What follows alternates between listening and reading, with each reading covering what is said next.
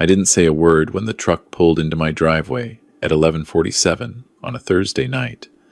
I just sat in the passenger seat for a moment, staring at the house. All the lights were off. Every single one. That alone should have been fine. Eleanor goes to bed early. She always has. But something about the darkness felt wrong in a way I couldn't name yet. The way you sometimes sense a storm before a single cloud appears in the sky. My friend Ray had suffered a mild heart attack on the second day of our fishing trip in Montana. Nothing fatal, thank God, but bad enough that the whole group packed up and drove him to a hospital in Billings. And after that, nobody had much appetite for casting lines into a river. So we came home 6 days early. I hadn't called ahead. I figured I'd surprise Eleanor. Maybe bring her the wildflower honey I'd picked up at a roadside stand in Wyoming, sit with her at the kitchen table, and tell her about the mountains while she sipped her chamomile. I thanked Ray's son for the ride, grabbed my duffel bag from the bed of the truck, and walked up the front porch steps. I reached for my key, but the door opened before I even touched it. My son was standing in the doorway. He was in a button-down shirt, pressed slacks, a glass of something amber in his hand. Behind him, through the entryway, I could see the living room lit up. The television was on. I could smell food, not the careful, bland food Eleanor needed, but something rich and heavy, garlic and wine, and I could hear another voice inside. A woman's laugh. My son looked at me the way a man looks at something he didn't expect and doesn't want. Just for a fraction of a second. Then his face rearranged itself into something that resembled a smile. "Dad," he said, "what are you doing home?" I told him about Ray. He nodded, stepped back, let me in. His wife was on the couch with her shoes off and a plate balanced on her knee. She was a registered nurse, had been for 11 years, which was part of the reason I'd trusted her with what came next.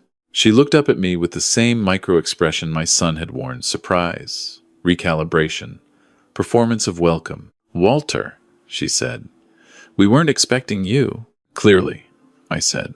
I set my bag down and asked where Eleanor was. Neither of them answered immediately, and in that pause, something cold moved through my chest. My wife had been diagnosed with multiple sclerosis 14 months earlier. Not the aggressive kind, the doctors said, but still, it had taken things from her. Balance, stamina, the ability to manage stairs on difficult days. We'd converted the downstairs study into a bedroom for her, so she didn't have to navigate the staircase when her legs were bad. We'd hired a home health aide through a licensed agency, a woman named Patricia, who came every weekday morning, helped Eleanor bathe and dress and eat breakfast, prepared her lunch, and stayed until 2 in the afternoon. I paid the agency $1,800 a month for that service.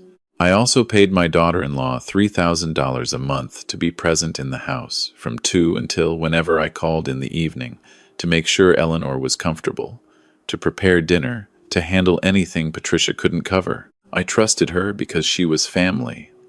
I trusted her because she was a nurse. I trusted her because Eleanor had told me back when my daughter-in-law first moved into our house 6 months ago, when my son lost his job and they needed a place to stay, that she felt safe having a medical professional nearby. My son said Eleanor was sleeping. It was not yet midnight. Eleanor was usually asleep by 9. That part was normal. What was not normal was the smell when I opened the study door. It was stale and close, the smell of a room that hadn't been aired out in days. I turned on the bedside lamp and I saw my wife lying in bed with the covers pulled to her chin and her lips so dry they had begun to crack at the corners. There was a glass on the nightstand.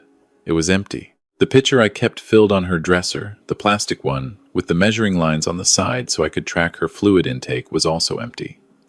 Not just empty, bone dry, with a faint white residue at the bottom where the water had evaporated. I said her name. She opened her eyes. It took a moment for them to focus on me. When they did, something passed over her face, something I can only describe as relief, so profound it looked almost like grief. "Walter," she said. Her voice was a husk of itself. I got her water. I got her crackers from the kitchen. I sat on the edge of her bed and held her hand and asked her gentle questions. I kept my voice very calm. She told me she'd asked for water that afternoon and no one had come. She told me she'd been mostly in bed since Tuesday. She told me she hadn't seen Patricia in several days and wasn't sure why. She told me that she'd heard music and voices in the living room most evenings and had tried calling out, but the door to the study stayed closed. It was Thursday night. I had left for Montana the previous Friday morning. I went back to the living room. My son and his wife were both on their feet by then, standing near the kitchen doorway. And something about the way they were positioned told me they'd been talking while I was with Eleanor, getting their story straight, maybe, or deciding how sorry to look. I asked my daughter-in-law the last time she'd checked on Eleanor. She said this morning. I asked her what Eleanor's fluid intake had been. She said she'd given her a full glass of water with her medication. I asked her when Eleanor had last seen Patricia. She said Patricia had come on Monday. That was 4 days ago. My wife's lips were cracked. Her pitcher was bone dry. And my daughter-in-law, the registered nurse, I was paying $3,000 a month to be present and attentive, had been sitting on my couch with a glass of wine while my wife lay 15 feet away in the dark, too weak to get to the bathroom on her own, asking for water that never came. I didn't raise my voice. This is important. I have learned in 63 years of living that the moments when you feel most like screaming are the moments when you must become most quiet. I told them both that I was going to call the doctor in the morning. I told them Eleanor needed rest, and so did I. I told them we would talk tomorrow. They went upstairs. I pulled a chair next to Eleanor's bed, and I sat there until she fell asleep. I did not sleep at all. The next morning I called Eleanor's neurologist before 9 and described what I'd found. He told me to bring her in immediately. I drove her to his office myself, helped her into a wheelchair at the entrance, and sat in the waiting room for 40 minutes with my hands folded in my lap while I thought about everything I had not yet allowed myself to feel. The doctor said Eleanor was significantly dehydrated. He said she showed signs of what he carefully called care disruption, meaning someone responsible for her had not been doing their job. He said if she'd gone another day or two without adequate hydration given her condition, we could have been looking at a hospital admission. He said he was going to note this in her chart. I asked him if he would be willing to document everything he observed in writing. He looked at me for a moment. Then he said yes. When I got home, my son and his wife were both out. I walked through the house slowly. I went into the kitchen first, opened the pantry, checked the refrigerator. There was wine. There was expensive cheese. There was a full charcuterie board wrapped in plastic that someone had prepared and not finished. In the pantry, shoved behind a bag of rice, I found an unopened case of the protein shakes Eleanor's doctor had prescribed. 12 bottles, still sealed. I went into the study and looked at the medication log I kept on a clipboard above Eleanor's dresser. It was my system. Every dose, every intake, dated and initialed. I'd been keeping it since her diagnosis. My daughter-in-law knew about it. She was supposed to initial each entry herself when she administered anything. The log had not been updated since the Friday I left. 6 days. Blank lines where there should have been a careful record of water intake, meal portions, medication administration. 6 days of nothing. I photographed every page. Then I drove to the home health agency. The woman at the front desk knew me. I dealt with her personally when I first set up Patricia's schedule. I sat across from her and I asked her, as calmly as I could manage, to pull the attendance records for Patricia's visits over the past 6 weeks. She looked at her computer for a moment. Then she looked at me differently. She said that Patricia's assignment to our address had been suspended 5 weeks ago. She said the request to suspend the service had come by phone and then confirmed by email. She said the person who had called identified herself as the patient's daughter-in-law and primary caregiver. I asked her to show me the email. She turned her monitor toward me. The email came from an address I didn't recognize, a Gmail account with a name I'd never seen. But the content was specific.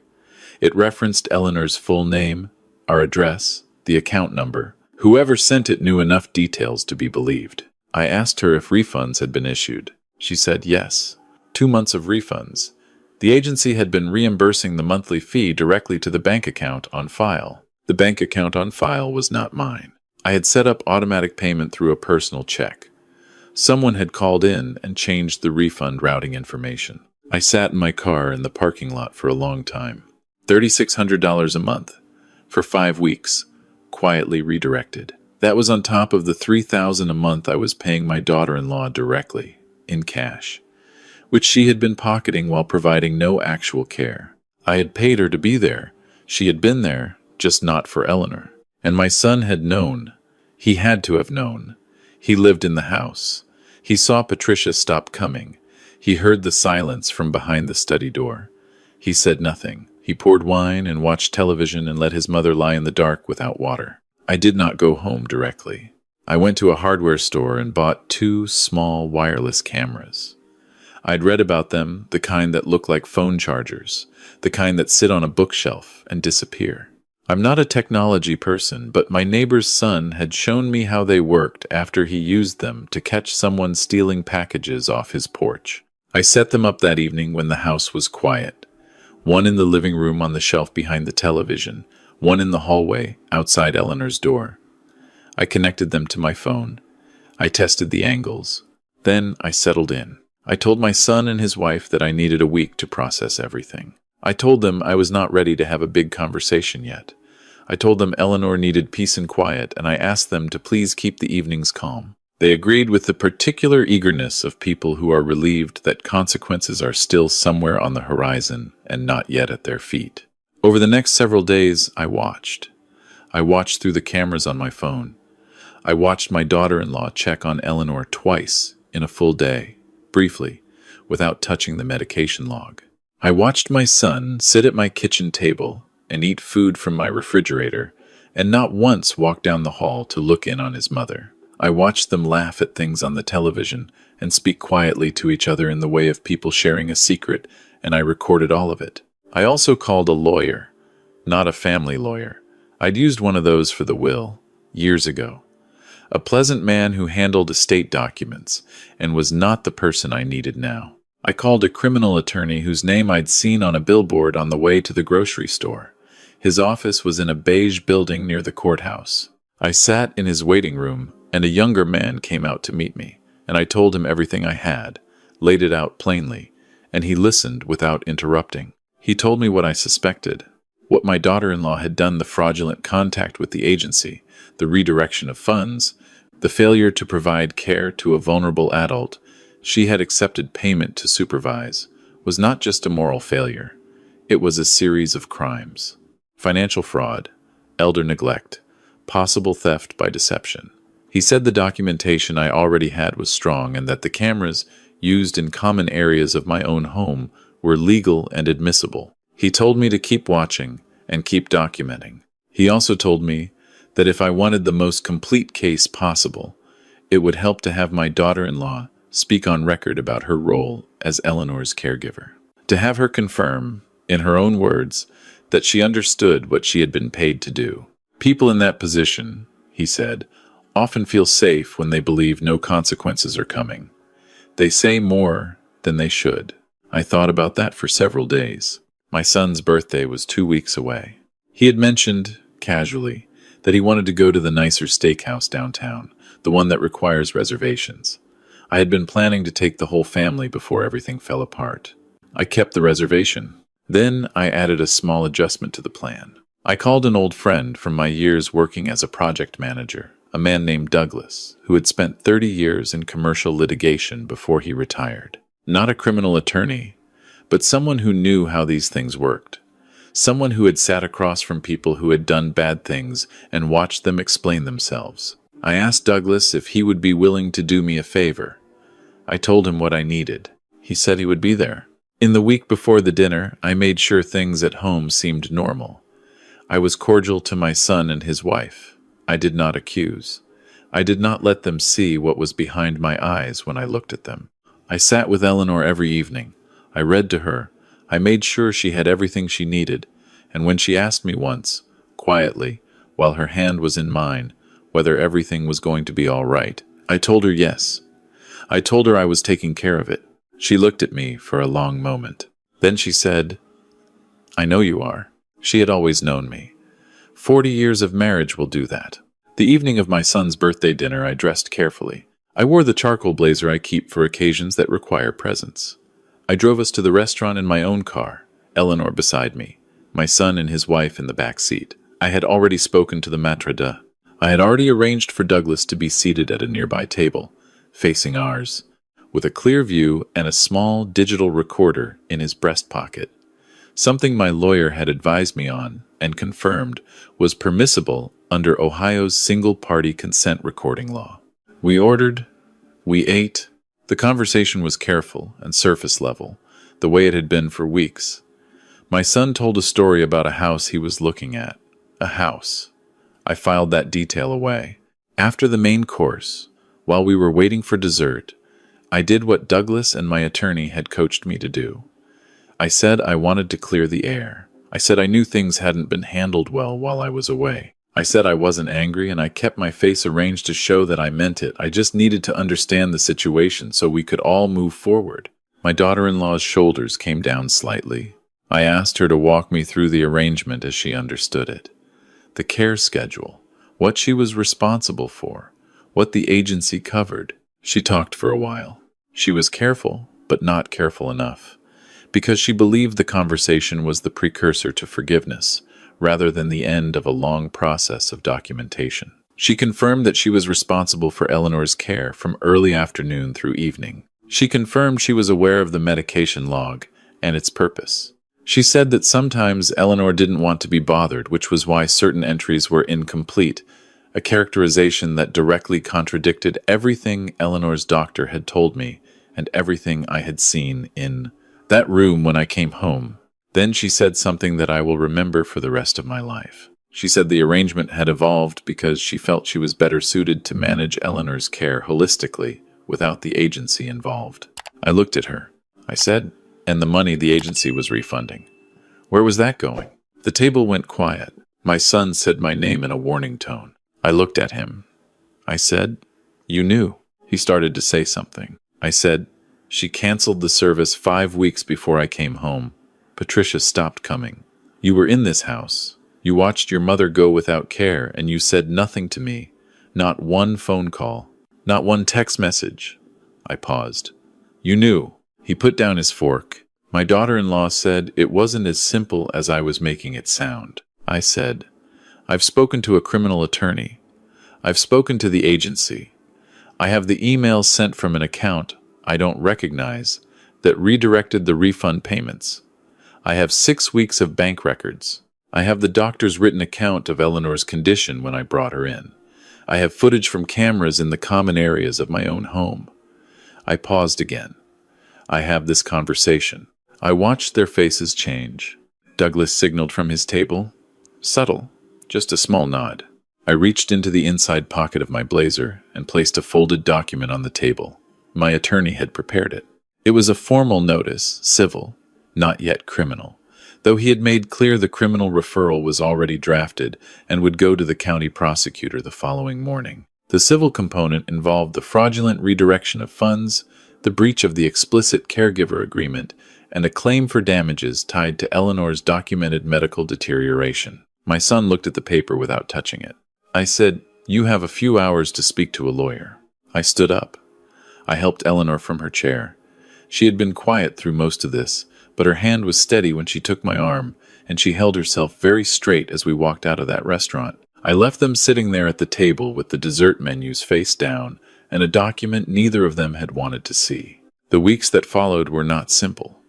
I will not pretend otherwise. A family falling apart does not happen in a clean line. It happens in jagged pieces. Phone calls that go unanswered. Messages from relatives asking what they can do. A particular silence where there used to be noise. My son retained a lawyer. My daughter-in-law retained a different one. The criminal referral went to the prosecutor's office as planned, and from that point forward, it moved on its own, the way legal machinery does once it is set in motion. My daughter-in-law was charged with elder neglect, financial fraud, and theft by deception. My son was charged with one count related to his knowing failure to report the neglect of a vulnerable adult, a lesser charge, but one that stayed on the record. I testified. Eleanor's doctor testified. The agency provided documentation. Douglas submitted the recording from the restaurant. My lawyer submitted the camera footage, the medication log with its blank pages, the redirected refund records, the email from the fraudulent account. The court proceedings took several months. During those months, I rented a small apartment for Eleanor and myself about 4 miles from the house.